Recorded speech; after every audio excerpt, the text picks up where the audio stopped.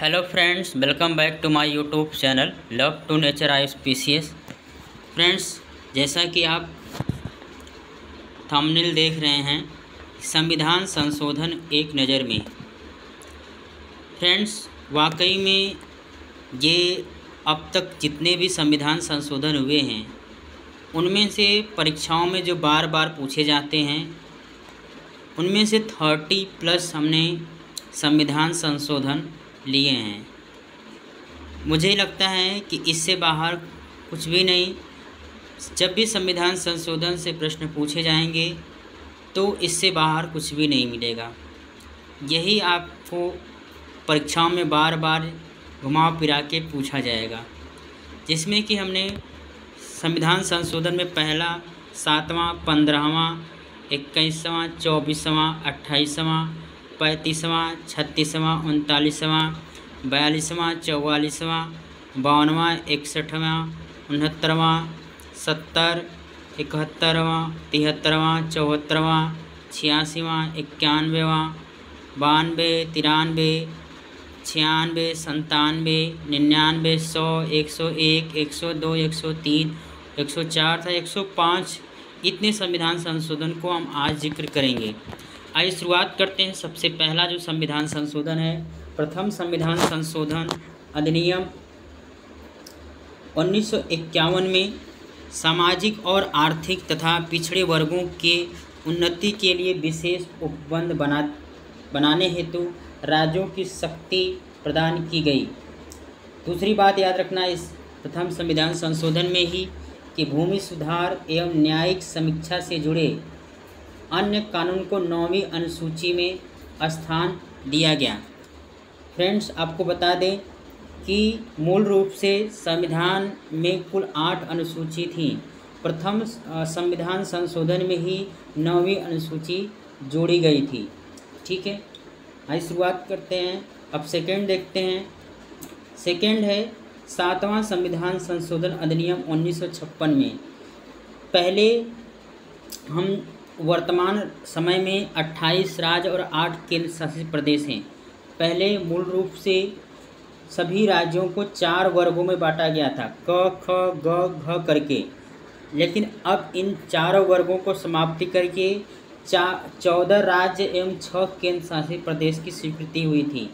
दूसरी बात आपको याद रखना है इस संविधान संशोधन के कि केंद्र शासित प्रदेश में उच्च न्यायालयों के न्याय क्षेत्रों में विस्तार किया गया और ये कहा गया कि 2 या उससे अधिक राज्यों के बीच सामूहिक न्यायालय की स्थापना, यानी एक न्यायालय, एक उच्च न्यायालय 2 या 2 से अधिक राज्यों के लिए सामूहिक रूप से हो सकता है।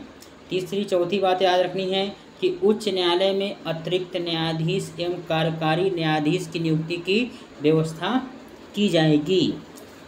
अब हम बात करेंगे 15वां जो संविधान संशोधन अधिनियम 1963 में। इसमें उच्च न्यायालय के जो न्यायाधीश की सेवानिवृत्ति की उम्र थी उसे 60 से बढ़ाकर 62 वर्ष कर दिया गया। इसके बाद 21वां संविधान संशोधन बहुत ही इम्पोर्टेंस है, 1967 में हुआ था। मूल रूप से संविधान में कुल 14 भाषा हैं।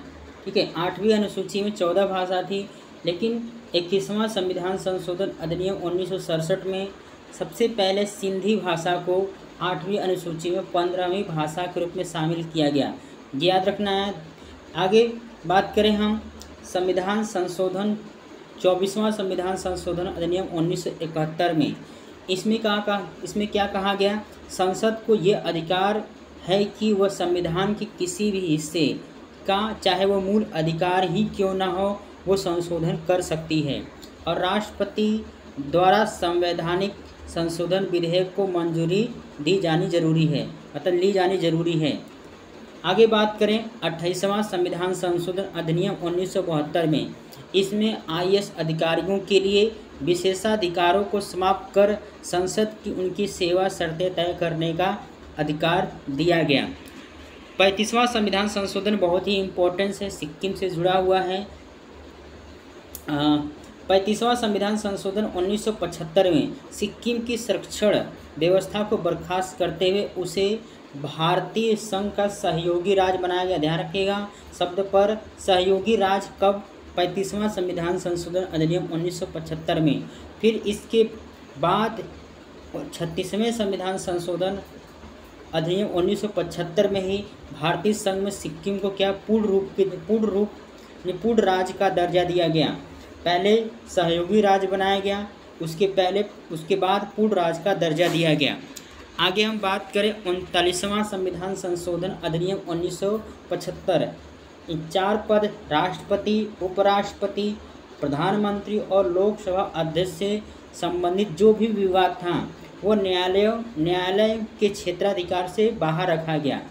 यानी पहले ये था कि ये अधिकार न्यायालय को प्राप्त था कि राष्ट्रपति, उपराष्ट्रपति, प्रधानमंत्री और लोकसभा अध्यक्ष से संबंधित कोई भी विवाद होगा उसे न्यायालय में उसका विवेचना की जाएगी। लेकिन 39वां संविधान संशोधन में इसे बाहर कर दिया गया।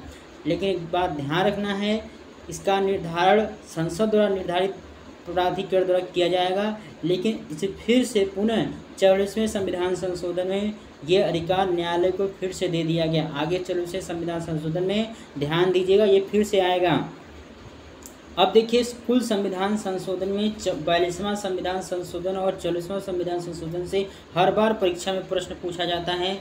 तो हम इनसे जो प्रश्न पूछे जाते हैं उन सभी को फैक्ट मैंने एक साथ लिया है।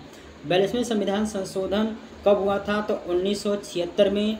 और 42वें संविधान संशोधन को मिनी कॉन्स्टिट्यूशन कब कहा जाता है, यानी लघु संविधान का इसे दर्जा दिया गया है, इसे याद रखना है। और 42वें संविधान संशोधन के तहत ही प्रस्तावना में 3 नए शब्द जोड़े गए थे, समाजवादी, पंथ निरपेक्ष और अखंडता। ये 3 शब्द याद रखना है। प्रस्तावना में अब तक एक बार संशोधन हुआ है, वो भी 42वें संविधान संशोधन 1976 में 3 शब्द जोड़े गए थे। आगे बात याद रखनी है कि जो भारतीय संविधान में मूल कर्तव्य यानी मूल संविधान का हिस्सा नहीं था, इसे 42वें संविधान संशोधन स्वर्ण सिंह समिति के भाग 4 क में इसे जोड़ा गया और उस समय 10 मूल कर्तव्य जोड़ा गया था, याद रखना है। तीसरी बात याद रखना है, राष्ट्रपति को कैबिनेट की सलाह के लिए बाध्यता, यानी पहले राष्ट्रपति बाध्य नहीं हुआ करता था। लेकिन आपने आर्टिकल 74 पढ़ा होगा जिसमें ये लिखा है कि राष्ट्रपति को सलाह हेतु एक मंत्रिपरिषद होगा, तो उन मंत्रिपरिषद की सलाह मानने के लिए राष्ट्रपति क्या है? बाध्य है। अगली चौथी बात याद रखनी है कि संविधान संशोधन को न्यायिक जांच से बाहर किया गया, यानी न्यायालय उसकी जांच नहीं कर सकती। पांचवी बात याद रखना है कि 3 नए निदेशक तत्व जोड़े गए। कौन कौन से? एक तो समान न्याय और निःशुल्क विधिक सहायता, उद्योगों के प्रबंध में कर्मकारों को भाग लेना और पर्यावरण का संरक्षण तथा संवर्धन और वन तथा वन्य जीवों की रक्षा। ये 3 नए निदेशक तत्व जोड़े गए, इन्हें भी याद रखना है 42वें संविधान संशोधन के द्वारा ही। अब हम बात करें छठे की 5 विषय जिसे राज्य सूची से निकालकर उसे समवर्ती सूची में स्थानांतरण किया गया। वो कौन कौन सा विषय हैं? तो शिक्षा, वन्य जीव एवं पक्षियों का संरक्षण, नापतोल और न्याय प्रशासन एवं उच्चतम और उच्च न्यायालय के अलावा सभी न्यायालयों का गठन और संगठन। आगे हम अगली संविधान संशोधन 44वें संविधान संशोधन की बात करें, ये भी बहुत ही इम्पोर्टेंस है। इनसे जुड़े जो फैक्ट हैं कि 44वें संविधान संशोधन अधिनियम 1978 में हुआ था।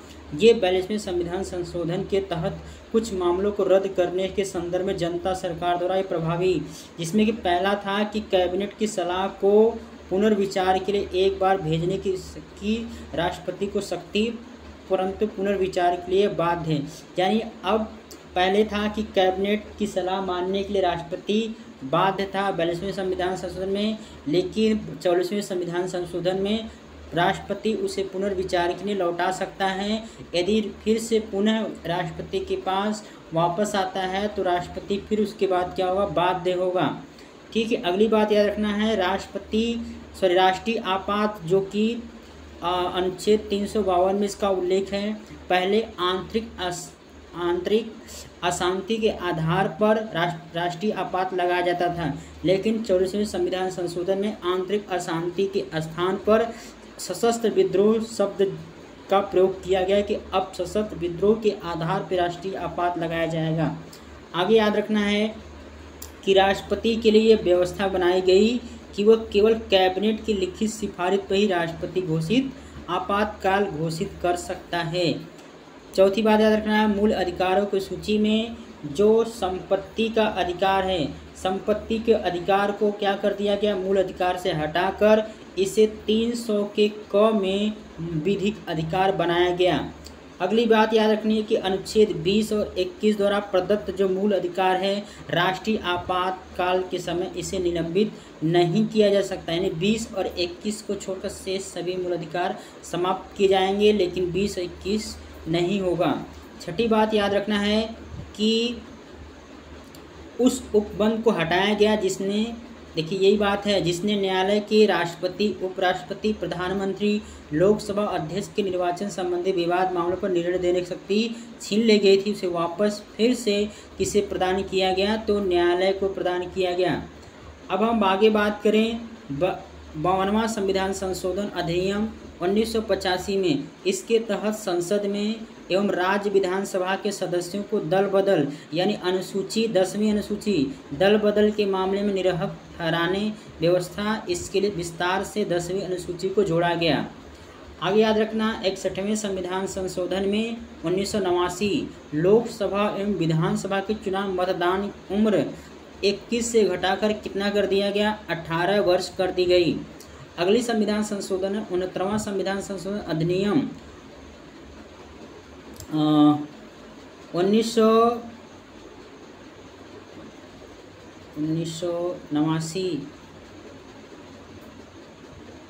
91 है। केंद्र शासित राज्य दिल्ली को विशेष राज्य की दर्जा देते हुए राष्ट्रीय राजधानी क्षेत्र यानी NCR बनाया गया, और इस संशोधन में दिल्ली के लिए 70 सदस्यीय विधानसभा एवं 7 सदस्यीय मंत्रिपरिषद की क्या कर दी गई, व्यवस्था की गई। अगले याद रखना है 17वां संविधान संशोधन अधिनियम 1992 राष्ट्रपति के निर्वाचन में कॉलेजियम के रूप में राष्ट्रीय राजधानी क्षेत्र दिल्ली को और विधानसभा के सदस्यों एवं केंद्र शासित राज्य पुडुचेरी को भी शामिल किया गया, यानी राष्ट्रपति के निर्वाचन में NCR दिल्ली और पुडुचेरी भी उनके विधानसभा भी भाग लेंगे। 71वां संविधान संशोधन अधिनियम 1992, ये भी इम्पोर्टेंस है। इसके पहले हमने देखा था कि 21वें संविधान संशोधन में सिंधी भाषा को जोड़ा गया, और फिर 1992 में 71वें संविधान संशोधन में कोंकणी, मणिपुरी, नेपाली भाषा को 8वीं अनुसूची में शामिल किया गया। इसके साथ ही अनुसूचित भाषाओं की संख्या बढ़कर 18 हो गई। आगे 73वें संविधान संशोधन अधिनियम 1992 पंचायती राज संस्थाओं को संवैधानिक स्थिति, इसके पहले यानी पंचायती राज संवैधानिक नहीं था, स्थिति प्राप्त नहीं था, लेकिन पंचायती राज संस्थाओं को संवैधानिक स्थिति एवं सुरक्षा प्रदान की गई। इस उद्देश्य के लिए संशोधन में नया भाग 9 जोड़ा गया, जिसे पंचायत नाम दिया गया, और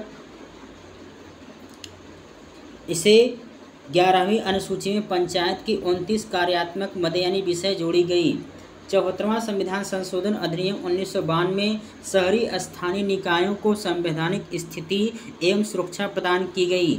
इस उद्देश्य के लिए संशोधन ने नया भाग यानी 9 क जोड़ा, जिसे नगर पालिकाएँ नाम दिया गया, और नई 12वीं अनुसूची में नगर पालिकाओं की विषय कितने 18 कार्यात्मक मदें यानी विषय जोड़ी गई। 66वां संविधान संशोधन यानी 2002 में प्रारंभिक शिक्षा को मूल अधिकार बनाया गया, और नए अनुच्छेद 21 के क में घोषणा की गई कि राज्यों को 6 से 14 वर्ष तक के बच्चों के लिए निःशुल्क प्रारंभिक शिक्षा प्रदान की जाएगी, व्यवस्था की जानी चाहिए। इसके पहले आपने देखा था कि 42वें संविधान संशोधन 1976 में स्वर्ण सिंह समिति के द्वारा 4 के क में मूल कर्तव्य की संख्या 10 थी, यानी ये 11वां मूल कर्तव्य है। निदेशक तत्वों के मामले में ये अनुच्छेद 45 में कि की विषय वस्तु बदली गई। राज्य सभी बालकों को 14 वर्ष, यानी इसके पहले था 14 वर्ष, लेकिन इसमें बदलकर 6 वर्ष की आयु की पूरी की जाने तक निःशुल्क और अनिवार्य शिक्षा देने के लिए उपबंध करने का प्रयास करेगा। और अनुच्छेद 51 के क यानी मूल कर्तव्य के तहत एक नया मूल कर्तव्य जोड़ा गया, जिसे पढ़ा गया कि हर भारतीय नागरिक का कर्तव्य होगा कि वह अपने बच्चों को, चाहे वो उसके माता पिता हो या अभिभावक, 6 से लेकर 14 वर्ष तक की आयु तक शिक्षा की सुविधा उपलब्ध कराएगा। यानी 42वें संविधान संशोधन 1976 में मूल रूप से 10 मूल कर्तव्य था, लेकिन 66वें संविधान संशोधन 2002 में नया मूल कर्तव्य यानी 11वां मूल कर्तव्य जोड़ा गया। ठीक है, आगे बात करें 51वां संविधान संशोधन अधिनियम 2003। संविधान संशोधन अधिनियम द्वारा मंत्रिपरिषद के आकार को निश्चित कर दिया गया। इसका उद्देश्य कि दोषियों को लोक पर धारण करने से रोकना और दल बदल कानून को मजबूती प्रदान करना है। केंद्रीय मंत्रिपरिषद में प्रधानमंत्री समेत मंत्रियों की अधिकतम संख्या लोकसभा की कुल सदस्य संख्या के 15% से अधिक नहीं होगी, और संसद के किसी भी सदन का सदस्य यदि दल बदल के आधार पर सदस्यता उसका मतलब समाप्त कर दिया जाता है, तो ऐसा सदस्य मंत्री होने पर भी उसकी मंत्री पद क्या हो जाएगी, समाप्त हो जाएगा। और राज्यों के मुख्यमंत्री समेत मंत्रियों की अधिकतम संख्या विधानसभा की कुल संख्या के 15% से अधिक नहीं होगी, किंतु राज्य में मुख्यमंत्री समेत मंत्रियों की न्यूनतम संख्या 12 से भी कम नहीं होगी। 10वीं अनुसूची में ही वर्णित वह उपबंध है जिसके अनुसार यदि किसी दल के 1/3 सदस्य दल बदल करते हैं तो उन्हें अयोग्य घोषित नहीं किया जा सकता। आगे है 92वां संविधान संशोधन अधिनियम 2003। संविधान की 8वीं अनुसूची में 4 अन्य भाषाएं जोड़ी गईं। ये भाषाएं हैं बोडो, डोगरी, मैथिली एवं संथाली। इनके साथ ही अनुसूचित भाषाओं की कुल संख्या 22 है और वर्तमान में 8वीं अनुसूची में कुल 22 भाषाएं हैं। ठीक है, 93वां संविधान संशोधन अधिनियम 2005 में राज्यों को सामाजिक और शैक्षिक दृष्टि से पिछड़े वर्गों, अनुसूचित जाति एवं अनुसूचित जनजातियों के लिए शैक्षणिक संस्थानों में आरक्षण हेतु विशेष उपबंध बनाने की शक्ति प्रदान करता है। यानी अन्य जो इन शैक्षणिक संस्थाओं, जो निजी संस्थान हैं, उनमें भी अनुसूचित जाति, जनजाति, पिछड़े वर्गों को आरक्षण प्रदान करता है। और 96वां संविधान संशोधन में 2011 उड़िया के स्थान पर उड़िया शब्द का प्रयोग किया गया, उड़िया भाषा का प्रयोग किया गया, नाम उसका क्या नहीं, नाम बदल दिया गया। 97वां संविधान संशोधन 2011 बहुत ही इम्पोर्टेंस है। इस संशोधन के द्वारा सहकारी समितियों को एक संवैधानिक स्थान एवं संरक्षण प्रदान किया गया। इस संशोधन में 3 बदलाव किए गए। पहला कि सहकारी समिति बनाने का अधिकार एक मौलिक अधिकार, यानी जब इसे पढ़ेंगे अनुच्छेद 19 में, तो उसमें सहकारी समिति बनाने का अधिकार एक मौलिक अधिकार बन गया। और राज्य के नीति निर्देशक में सहकारी समिति को बढ़ावा देने का एक नया नीति निर्देशक तत्व का समावेश किया गया। और सहकारी समिति नाम से एक नया भाग 9 का ख संविधान में जोड़ा गया। अगला है संविधान संशोधन अधिनियम 99वां संविधान संशोधन अधिनियम 2014। सर्वोच्च न्यायालय एवं उच्च न्यायालय में न्यायाधीशों की नियुक्ति के लिए एक कॉलेजियम प्रणाली के स्थान पर एक नया निकाय बनाया गया, जिसका नाम है राष्ट्रीय न्यायिक नियुक्ति आयोग की स्थापना की गई। हालांकि वर्ष 2015 में सर्वोच्च न्यायालय ने इस संशोधन को असंवैधानिक एवं रद्द यानी घोषित कर दिया और परिणाम स्वरूप पूर्व में जो चल रही कॉलेजियम प्रणाली पुनः लागू की गई। अगला संविधान संशोधन है 100वां संविधान संशोधन 2015 में भारत एवं बांग्लादेश के बीच में जो कतिपय भू विवाद, अधिग्रहण एवं कुछ अन्य भागों का बांग्लादेश को हस्तांतरण, यानी भारत ने बांग्लादेश से कुछ भाग अधिग्रहण किया और जो बांग्लादेश से लगे सीमावर्ती प्रदेश हैं उनको भी कुछ मतलब जो भूमि है उसे स्थानांतरण किया गया। 101वां संविधान संशोधन अधिनियम 2016 में वस्तु और सेवा कर, जैसे GST, good and service tax कहते हैं, शासन की शुरुआत यानी कब किया गया था, जुलाई 2017 में। 102वां संविधान संशोधन अधिनियम 2018 में राष्ट्रीय पिछड़ा वर्ग आयोग यानी राष्ट्रीय पिछड़ा वर्ग आयोग है, इसे पहले संवैधानिक दर्जा नहीं दिया गया था, ये संवैधानिक निकाय नहीं था, को अब संवैधानिक दर्जा दिया गया, जो कि 1993 संसद एक अधिनियम द्वारा इसे स्थापित किया गया था। इसे आप जो पढ़ेंगे तो आर्टिकल 338 के ख में मिलेगा आपको। इसके बाद पिछड़े वर्गों के संबंध में अपने कार्यों से राष्ट्रीय अनुसूचित जाति आयोग से राहत दी। इसके बाद अगला संविधान, इसमें एक और बात याद रखना है, राज्य या संघ राज्य क्षेत्र के संबंध में सामाजिक और शैक्षणिक रूप से पिछड़े वर्गों को निर्दिष्ट करने के लिए राष्ट्रपति को अधिकार दिया गया, यानी राष्ट्रपति को यह अधिकार है किसे पिछड़े वर्ग में घोषित किया जाएगा, किसी राज्य या राज्य सरकार के राज्य या संघ राज्य क्षेत्र के संबंध में। 103वां संविधान संशोधन में 2019 में हुआ EWS यानी जो इकोनॉमिकली वीकनेस सेक्शन है, नागरिक के लिए किसी भी आर्थिक रूप से कमज़ोर वर्ग की उन्नति के लिए कोई विशेष प्रावधान करने के लिए राज्य को सशक्त बनाना, राज्य को निजी शिक्षण संस्थानों सहित शैक्षणिक संस्थाओं में प्रवेश के लिए इस तरह के वर्गों के 10% सीटों तक के आरक्षण का प्रावधान करने की अनुमति दी गई, चाहे वो सहायता प्राप्त हो या राज्य द्वारा सहायता प्राप्त न हो। अल्पसंख्यक शैक्षणिक संस्थाओं की अपेक्षा करता है और 10% तक ये आरक्षण मौजूदा आरक्षण के अतिरिक्त होगा। राज्य के ऐसे वर्गों के पक्ष में 10% नियुक्तियों या पदों के आरक्षण का प्रावधान करने की अनुमति दी। 10% तक यह आरक्षण मौजूदा आरक्षण के अतिरिक्त होगा। 104वां संविधान संशोधन अधिनियम 2020 में 25 जनवरी को बिल लाया गया था, 126वां बिल है।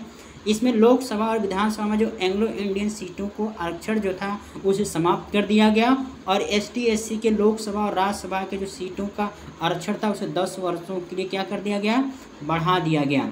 और 105वां संविधान संशोधन अधिनियम 2021 में 127वां बिल था। ये सामाजिक और आर्थिक रूप से पिछड़े वर्ग जैसे SEBC का पहचान करने और उन्हें निर्दिष्ट करने के लिए राज्य सरकारों की शक्ति को पुनर्स्थापित करता है।